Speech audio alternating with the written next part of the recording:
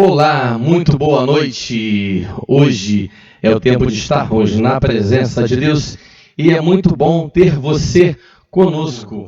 Estamos na presença de Deus e nós queremos dizer assim em oração. Feche seus olhos, abaixe sua cabeça e fale com o Senhor nesse momento, nessa noite. Deus, Tu és o nosso Pai. Tu és o nosso Senhor e nós te louvamos porque enviaste Jesus Cristo em nosso favor. Nessa noite nós te louvamos, te engrandecemos, nós te recebemos, ó Pai, em nossa vida, em nossa casa. Seja engrandecido, ó Deus, da minha vida, nossos lábios, os meus lábios sempre te louvarão. Senhor, Tu és a nossa rocha, a nossa segurança, por isso nós cantamos a Ti, aleluia, Senhor Deus. Nós Te louvamos, agradecidos somos, em nome de Jesus. Amém e amém.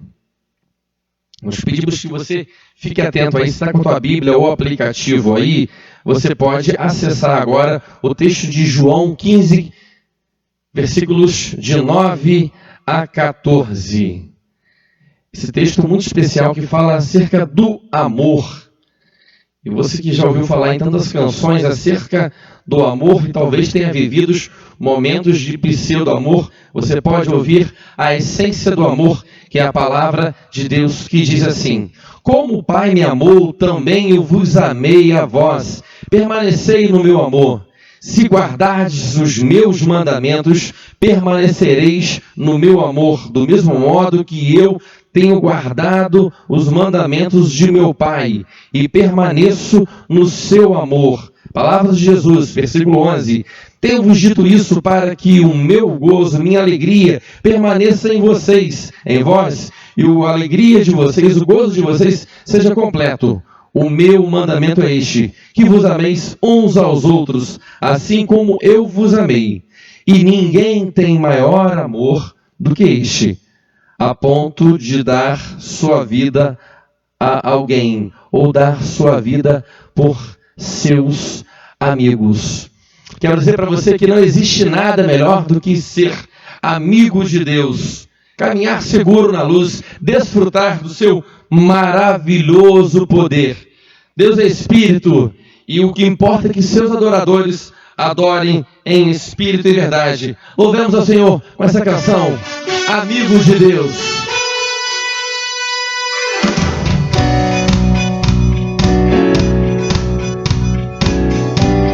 Nós te louvamos, Senhor Deus, porque Tu és nosso amigo. Jesus Cristo, Teu Filho, é o nosso Senhor, o nosso amigo. E cantamos nessa noite com muita alegria, Pai.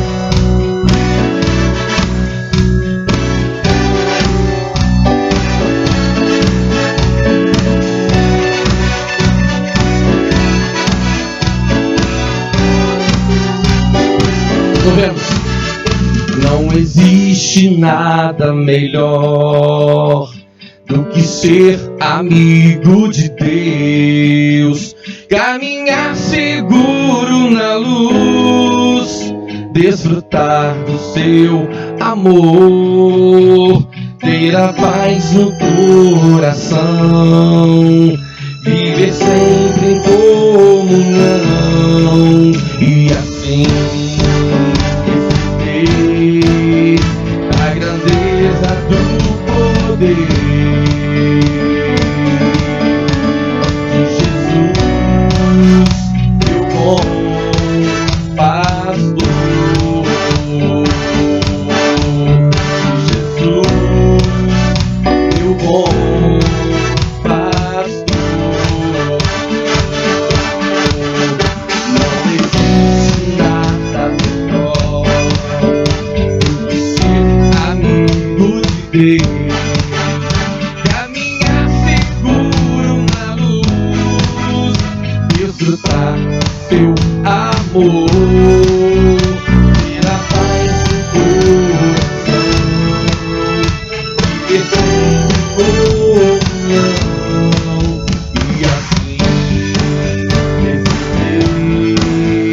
a grandeza do poder.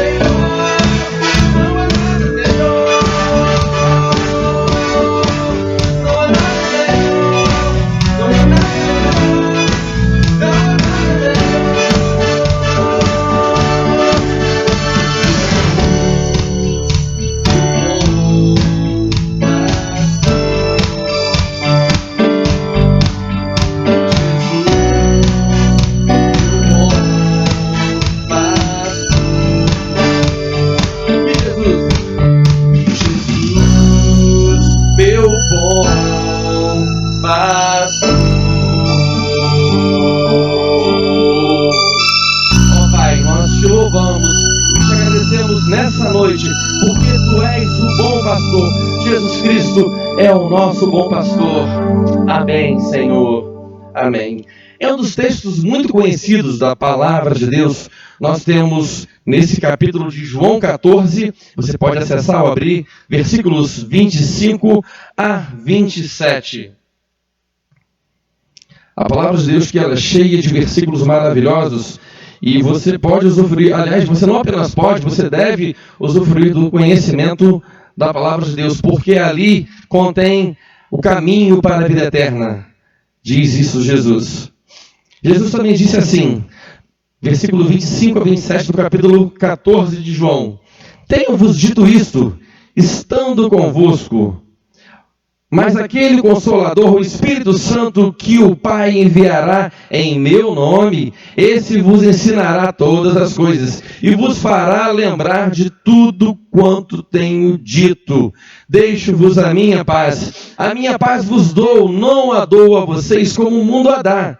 Não se turbe o coração de vocês, não tenham medo, não se atemorizem, porque Jesus Cristo foi ao céu e enviou o Espírito Santo, o Consolador, para estar comigo, contigo, com toda a igreja, com aqueles que são filhos do Senhor.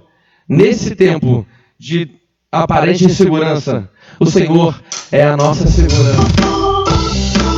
Nós cantamos a paz do Senhor, é o que nós queremos, esse tempo, para gente, para mim e para você.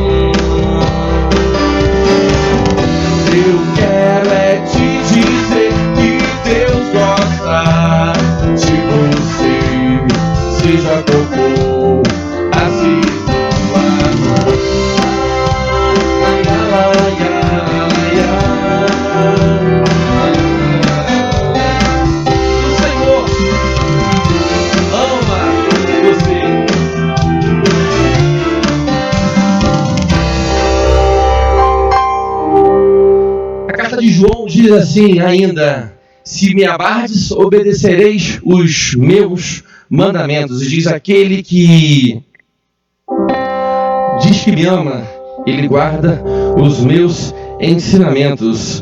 E eu sei que parece um papo meio de gente bitolada, para quem está de fora, para quem mesmo é ateu, para quem não tem um relacionamento com Deus. Esse povo que vai para a igreja de manhã, esse povo vai para a igreja à noite, que vai para a igreja estudar, faz um monte de coisa, toda a igreja, parece que é o povo da igreja, ou o povo da Bíblia. Mas nós que parecemos tudo isso que você diz, porque você não entende, nós dizemos que existe algo muito especial, preparado no outro tempo. A gente diz que há uma outra terra, há um lindo país, onde existe amor, onde não há guerras nem dor, onde não há vírus, bactérias, tumores, câncer, onde não há nada disso, onde não há desgastes da visão, onde não há problemas com os ossos e cartilagens, onde não há nada disso.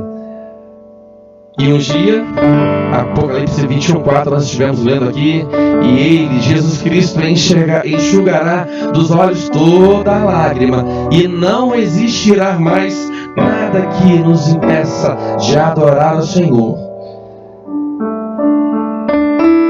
Nesse mundo a gente chora de tristeza, mas um dia a gente vai ter alegria eterna.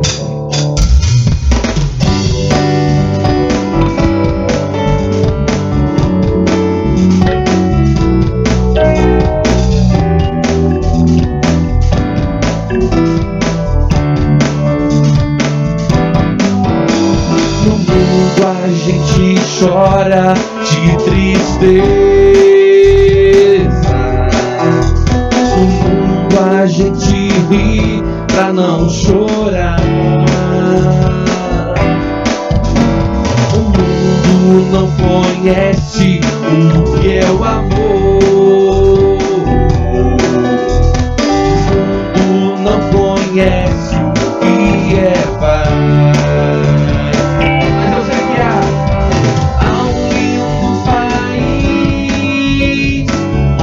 Existe amor, onde não há guerras e nem dor. Há um lindo país, onde existe amor, onde não há guerras e nem dor. Quando a gente crê no Salvador, eu grito e recebe dele a salvação, a felicidade em morar para sempre em nossos corações. Hoje vivo na esperança, vivo na esperança de ter meu novo lar e junto de Jesus ali morar, porque eu vivo na esperança de ter meu novo lar e junto de Jesus ali morar. E junto de Jesus ali morar. Eu vou morar. Junto de Jesus eu vou morar.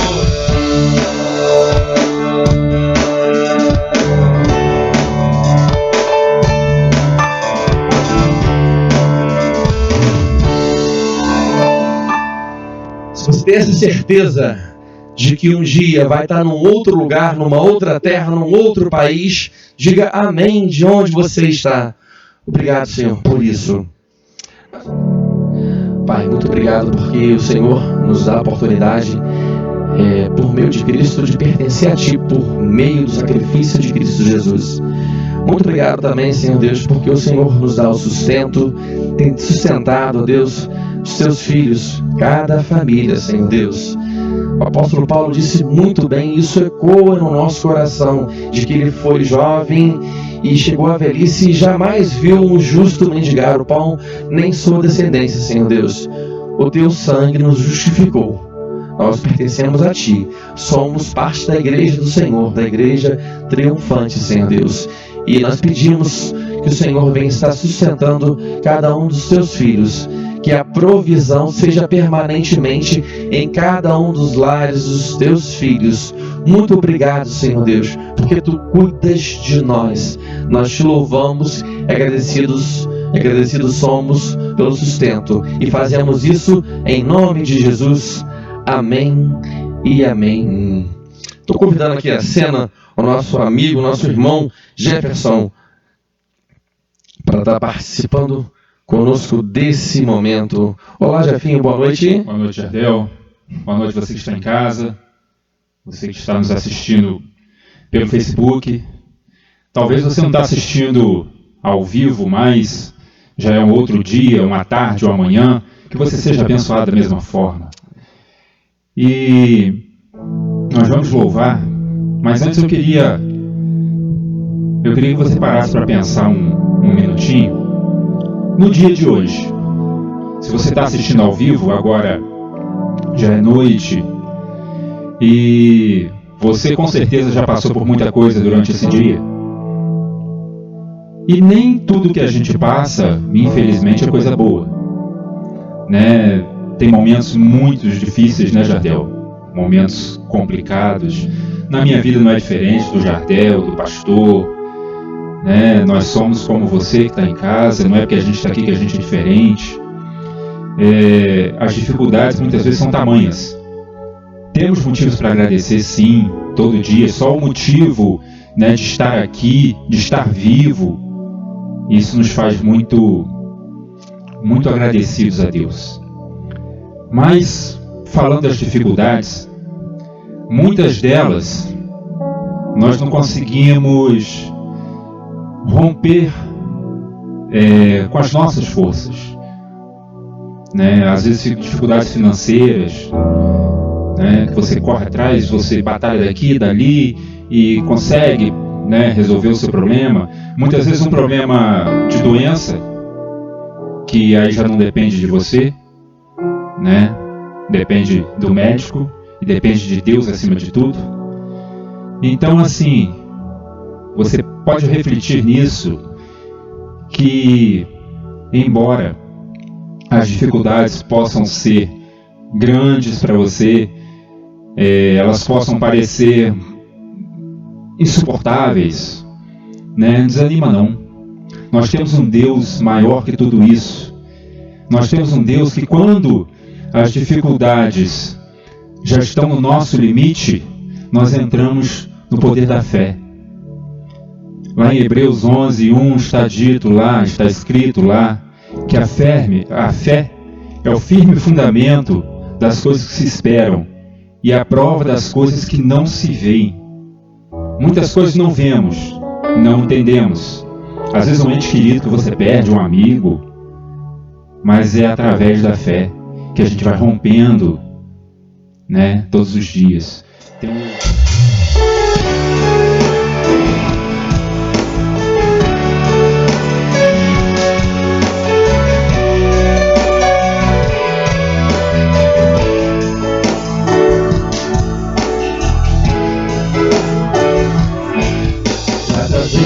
Minha fé é provada,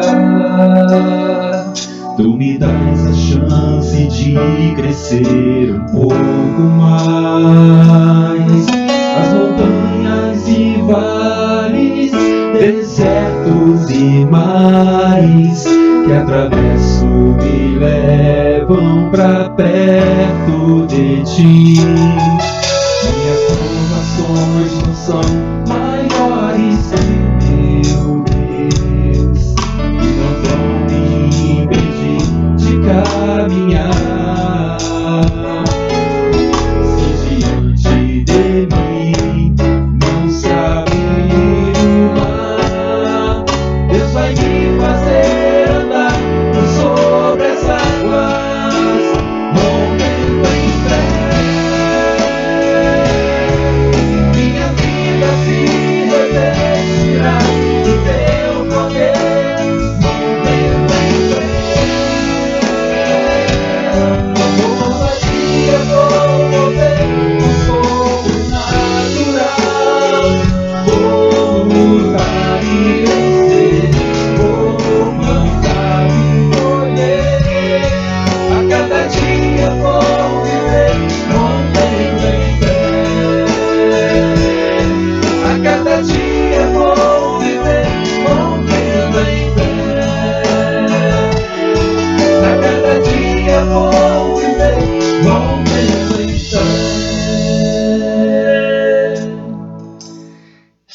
aqui em cima no espaço nosso de culto, nosso irmão, nosso amigo, o pastor Wagner.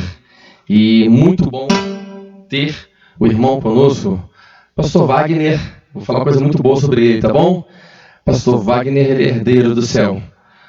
Pastor, muito bom ter o Senhor conosco, que o Senhor te abençoe grandemente, da mesma forma que Ele te inspirou. Cremos isso no momento do teu estudo lá em casa, que você possa ser próspero conforme a mensagem, o poder da mensagem do nosso Deus.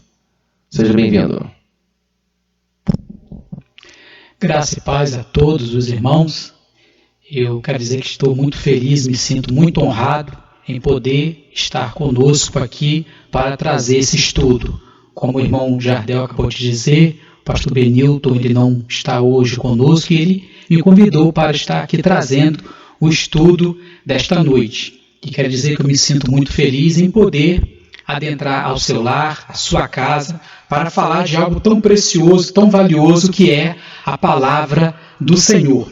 E eu quero meditar, nesse momento, no Evangelho de João. João capítulo 1, versículo 10 e o versículo 11. Gostaria de estar pedindo a todos os que estão nos assistindo nesse momento que esteja acompanhando a leitura. Se você puder pegar sua Bíblia e conferir a palavra do Senhor nesse momento, é algo realmente muito importante. Diz assim: estava no mundo, e o mundo foi feito por ele, e o mundo não o conheceu. Veio para o que era seu, e os seus não o receberam. Eu quero meditar em cima do seguinte tema: e ele habitou entre nós. O pastor Benilton está trazendo aqui uma série de estudos onde ele fala sobre o nome de Jesus. E na verdade é algo maravilhoso poder estudar o nome de Jesus, como ele está presente tanto no Velho quanto no Novo Testamento. Então é algo realmente de grande crescimento para todos nós estudarmos a importância desse nome. Mas o que João vai nos dizer nesta noite é que houve um momento em que este nome, que era tão falado, que era tão imaginado pelas pessoas, ele vai dizer que o Verbo se fez carne e habitou entre nós.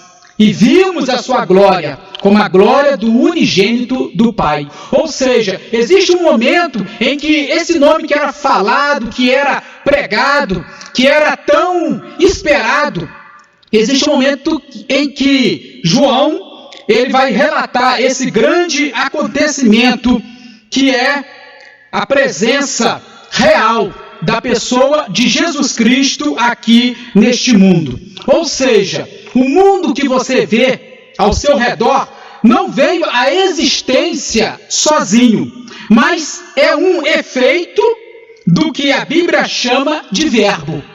Ou seja, o mundo é um efeito e o verbo é uma causa. Não existe nada fora de Deus, porque todas as coisas, elas estão centralizadas em Deus.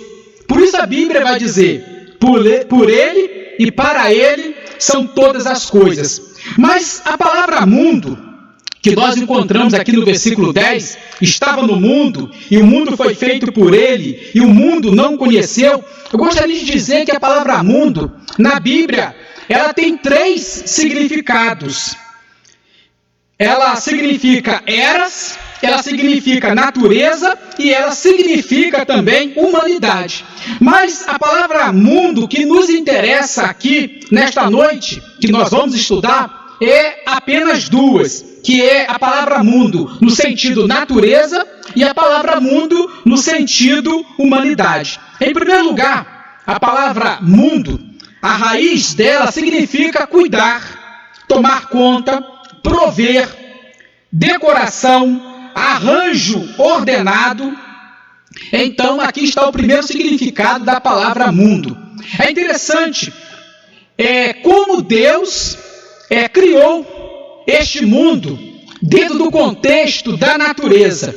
Deus, ele fez tudo de uma forma ordenada, em primeiro lugar, ou seja, o dia segue a noite, o inverno segue o outono, ou seja, não existe nenhuma desordem naquilo que Deus criou. Mas a palavra mundo, a palavra natureza, ela também nos traz a ideia de bonito, nos traz a ideia de beleza, ou seja, Deus fez o mundo bonito, em sua ordem. Existe um ditado popular que diz o seguinte: a beleza está nos olhos de quem vê. Mas, pegando esta frase e dando um sentido mais bíblico para ela, gostaria de dizer que a frase mais correta seria essa: a beleza está nos olhos do Criador. A beleza está nos olhos do Criador. Vamos aqui imaginar um bebê, né? Quantos que estão nos assistindo já viram um bebê no colo de uma mãe? Às vezes um bebê até deficiente, e olha assim para o rosto daquele bebê e não consegue ver nenhuma beleza. Chega até levar um susto. Mas a mãe é capaz de amar, e a mãe é capaz de ver beleza naquele rosto daquela criança. Os pais veem algo de si mesmo naquela criança. Existe, meus irmãos, algo de Deus em tudo o que Ele criou. Por isso Deus tem prazer em tudo que Ele criou. Assim como o pai é capaz de ver naquele embrulho alguma beleza, porque existe naquele embrulho, existe naquele bebê algo de si. Eu quero dizer que a mesma coisa é em relação a tudo que Deus criou. Muitas vezes você vai olhar algo e achar muito bonito. Outras vezes você vai olhar alguma coisa e não vai achar bonito. Mas Deus, ele tem prazer em tudo o que ele vê. Porque tudo que Deus criou, existe algo dele nesta criação. Mas a palavra mundo também significa humanidade. Lá em Colossenses 1, versículo 16, vai dizer que Deus, ele criou as coisas visíveis e invisíveis. Vai dizer que todas as coisas foram criadas por Ele. Isso nós encontramos lá em Colossenses 1, versículo 16. Ou seja, o verbo, a palavra, aquilo que tudo penetra, João vai dizer que isso agora está no mundo. Ou seja, a argamassa, o que dá adesão, o que une o universo, é justamente essa presença maravilhosa de Deus aqui neste mundo. E é por isso que nós não nos desintegramos, porque todas as coisas foram feitas por Ele, e sem Ele nada do que foi feito se fez. Ele fez as coisas visíveis e invisíveis, e é justamente isso que faz com que este mundo continue existindo e não se desintegre, porque Deus, ele está presente na sua criação. É interessante que Isaías 40, versículo 26, Isaías vai dizer o seguinte, que nós devemos levantar os nossos olhos e ver o grande exército de Deus.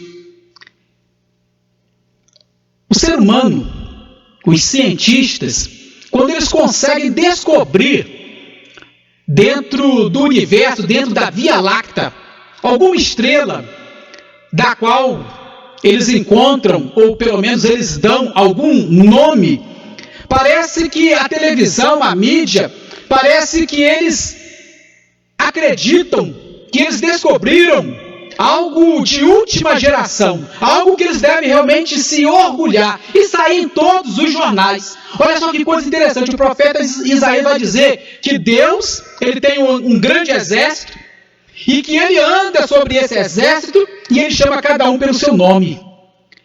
E foi descoberto que a Via Láctea tem mais de bilhões de estrelas, e Deus, ele passeia sobre tudo isso, e ele chama cada uma das suas estrelas, da mesma forma como o pastor chama cada uma das suas ovelhas. Então isso é algo que deve mexer realmente com os nossos corações, porque nós temos um Deus que habitou entre nós e que tem todo esse conhecimento, tem todo esse poder. João vai dizer uma coisa interessante.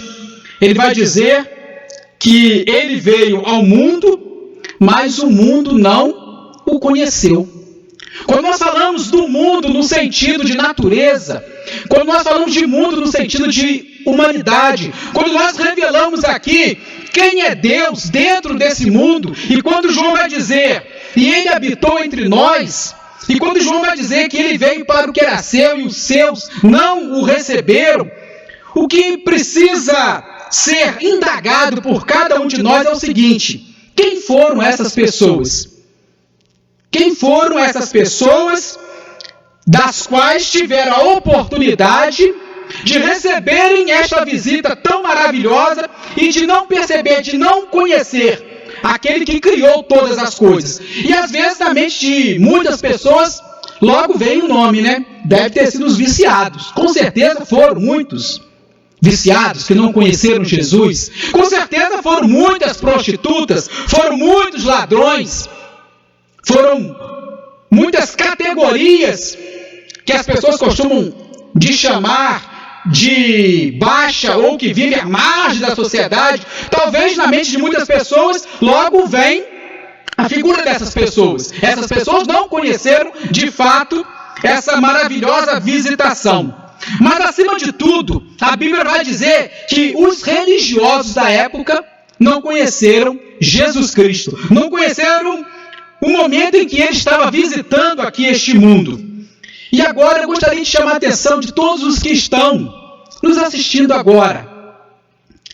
Às vezes, nós separamos as pessoas do mundo de nós. Nós somos o povo de Deus, o lado de lá não é. Nós somos os salvos, o lado de lá não é. E com certeza existe lógica, e muita lógica nesta colocação. Mas eu gostaria que você pensasse em uma palavra, em uma colocação que Jesus Cristo falou. Ele disse o seguinte: estarão dois no campo, um será levado e outro será deixado.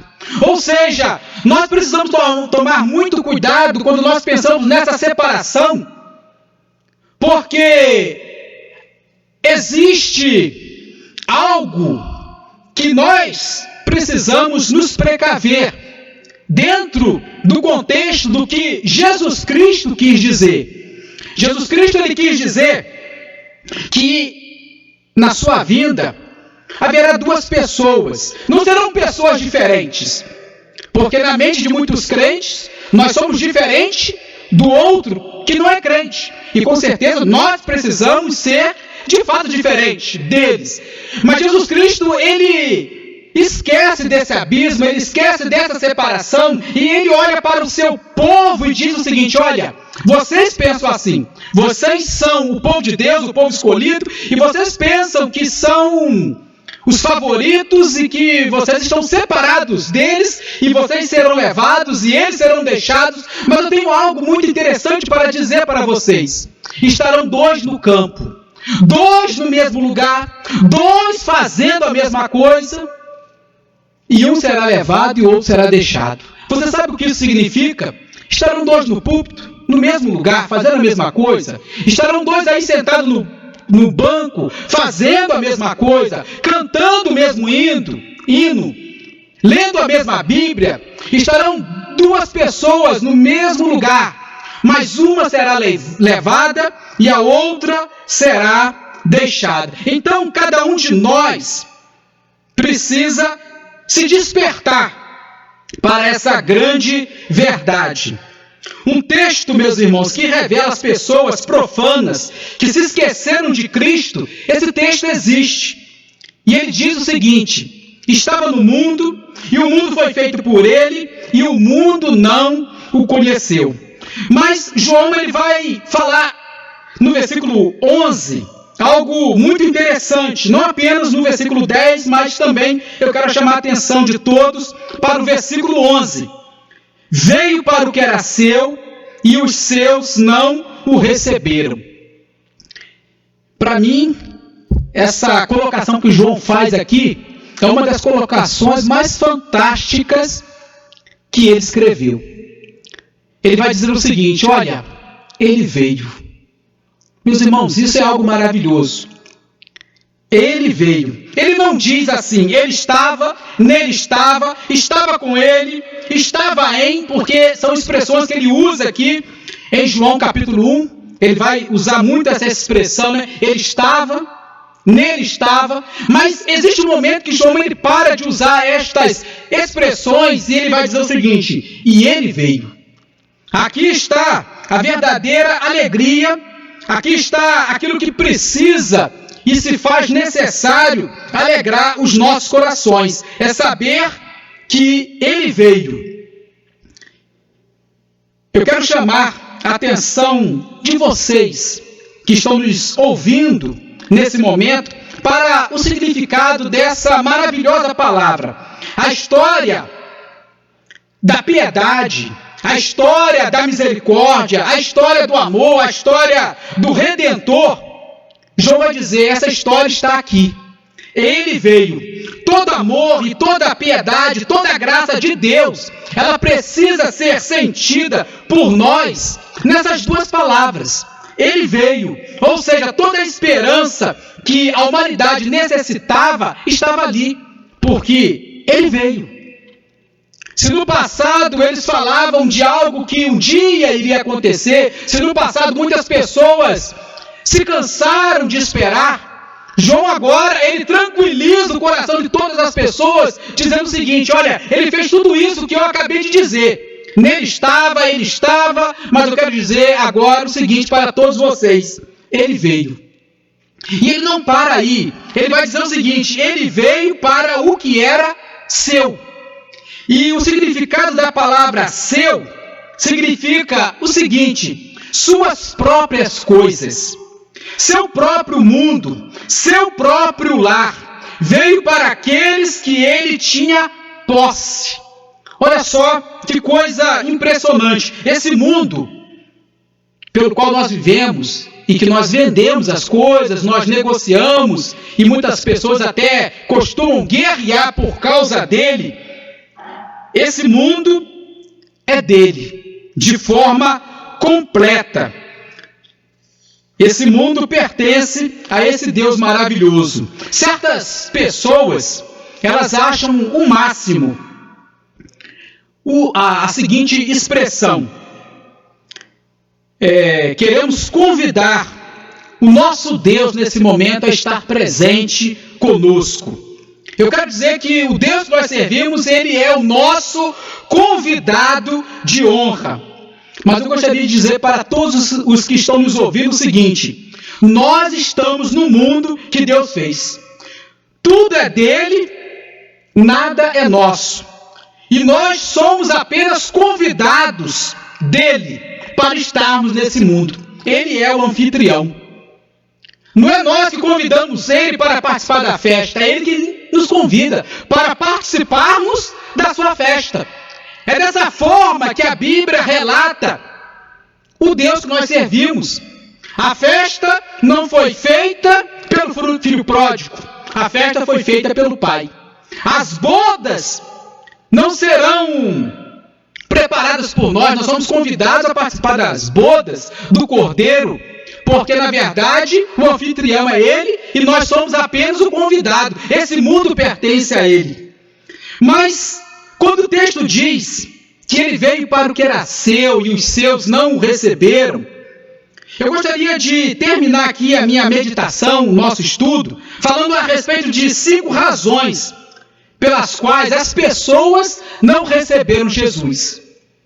E eu quero dizer para os irmãos que essas 5 razões pelas quais as pessoas não receberam Jesus naquela época, não o reconheceram, não é diferente das pessoas de hoje.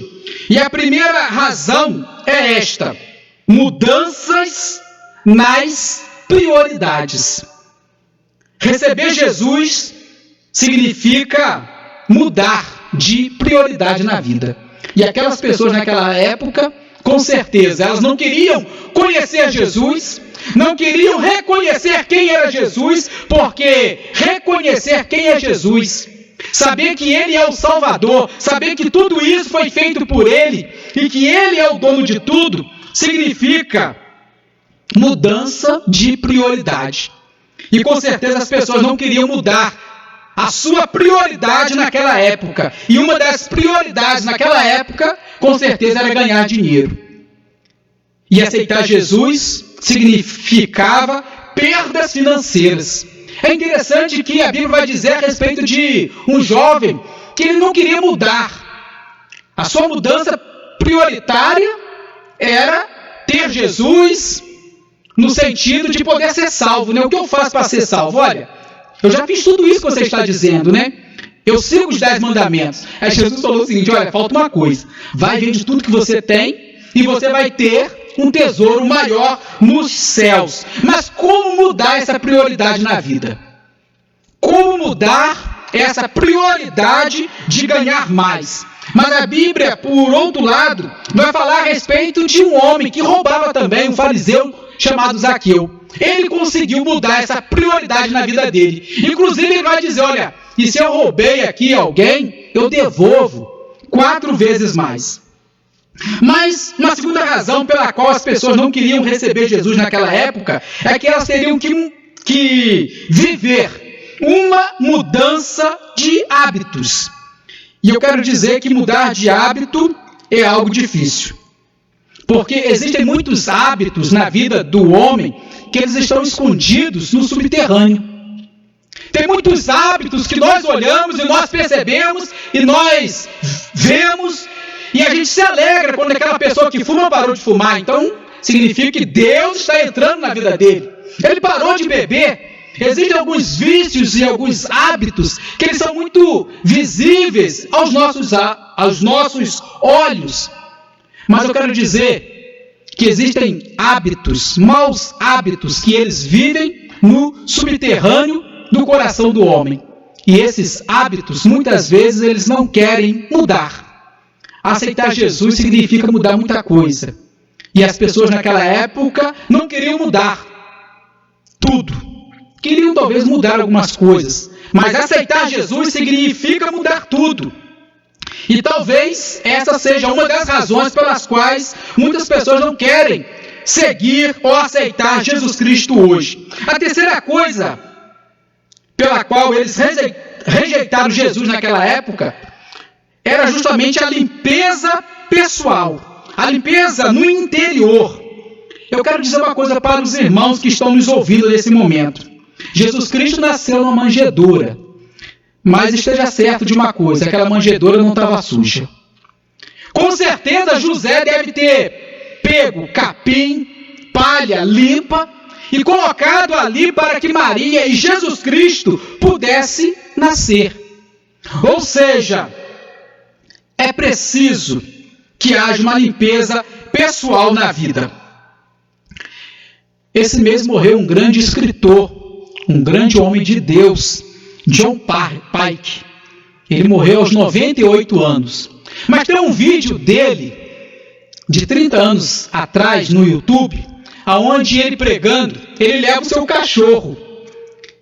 E ele ensina o cachorro a prestar atenção na sua mensagem.